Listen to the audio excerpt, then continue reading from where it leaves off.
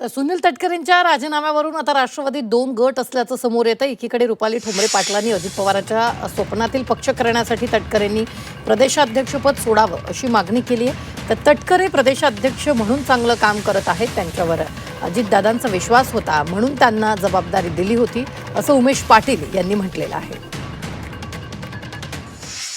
दुर्दैवी घटना घडल्यानंतर माननीय अजितदादानंतर ही सगळी सूत्र सुनेत्रा अजितदादा पवार वहिनी साहेब यांच्याकडे आहे।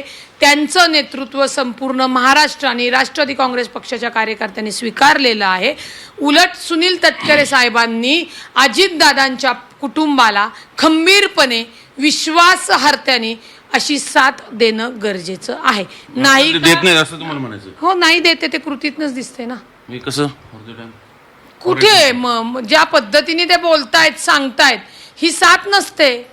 तुम्ही आतापर्यंत पदं थांबवलीत, कार्यकर्ते अजितदादांच्या कार्यकर्त्यांची पदं थांबवलीत, त्यांचं पत्र लेटर केले।